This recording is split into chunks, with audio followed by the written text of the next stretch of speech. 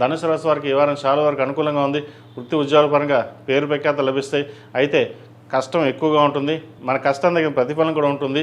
రాశ్యాధిపతి చతురాధిపతి అయిన గురువు సప్తమంలో బలంగా ఉన్నారు. కొంతవరకు వ్యయాధిపతి పంచమాధిపతి అయిన కుజుడు చతుర్థంలో ఉన్నారు.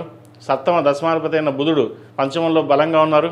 మీ వాక్చాతురితోటి మీ తెలివితేటలతోటి 10 మందిని మెప్పించగలుగుతారు. రియల్ ఎస్టేట్ రంగంలో ఉన్న వారికి కొంత ఇబ్బందికరమైన వాతావరణం ఉంటుంది. ఏ పని ముందుకు సాక ముందుకు వెళ్దాం వెనక్కి వెళ్దాం అన్న ఆలోచన అక్కడే ఉంటుంది.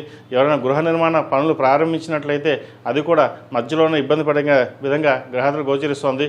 కాబట్టి ఇటువంటి సమయంలో వీరికి అర్ధాష్టమి నడుస్తుంది. కాబట్టి ఆచితూచి అడుగులు వేయాలి. సహోదరి సహోదరు మధ్య సఖ్యత ఏర్పడుతుంది. దైవ దర్శనాలు ఎక్కువగా చేసుకుంటారు. దశమాధిపతి సప్తమాధిపతి బుధుడు పంచమంలో ఉన్నారు రవితో కలిసి. అదేవిధంగా షష్టమంలో శుక్రుడు ఉన్నారు.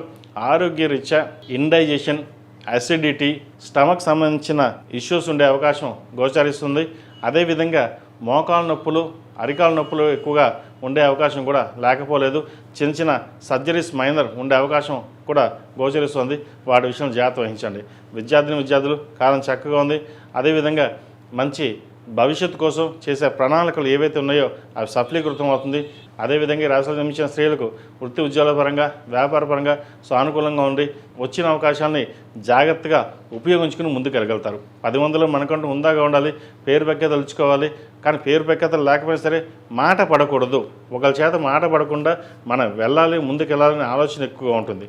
అదేవిధంగా జీవిత భాగస్వామితోటి విభేదాలు వచ్చే అవకాశం గోచరిస్తుంది. ప్రతి చిన్న విషయానికి మన తొందరపడి నిర్ణయాలు తీసుకోవడం వల్ల నష్టపోయే అవకాశం కూడా లేకపోలేదు. ఏదైనా సరే సామరస్యంగా వ్యవహరించడం అనేది చెప్పదగిన సూచన.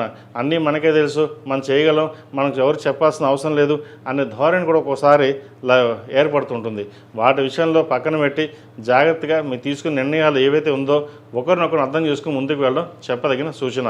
వ్యాపారపరంగా చక్కగా ఉంది. ఉద్యోగపరంగా కూడా ఎటువంటి ఇబ్బందులు లేవు. స్థిరాస్తులకు సంబంధించిన వ్యవహారాలు, కొత్త ఫ్లాట్ కానీ ఇల్లు కానీ కొనుగోలు చేయాలనుకుంటారు. వాటి విషయంలో దూరంగా ఉండడం, అదేవిధంగా భూ సంబంధించిన విషయాలలో ప్రస్తుతానికి దూరంగా ఉండడం చెప్పదగినది. ఒకవేళ ఆభరణాలు కొనదలుచుకుంటే బంగారం మీద ఆభరణాలు కొనుక్కోండి, మంచి ఫలితాలు సంప్రాప్తిస్తాయి. ఈ రాశి వారికి అర్ధాష్టమి నడుస్తుంది. 8 శనివారాలు శనికి తైలాభిషేకం చేయడం, 8 మంగళవారాలు సుబ్రహ్మణ్య స్వామికి అభిషేకం చేయడం చెప్పదగినది. ప్రతిరోజు ప్రతినిత్యం ఎరుపు ఒత్తులతోటి నువ్వుల నూనె పోసి దీపారాయణ చేయండి.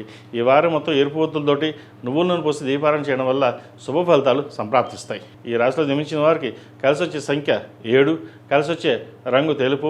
ఏదైనా పని మీద బయటికి ఎప్పుడు గురువారం కానీ శుక్రవారం అడిగిన వెళ్ళండి, మంచి ఫలితాలు సంప్రాప్తిస్తాయి.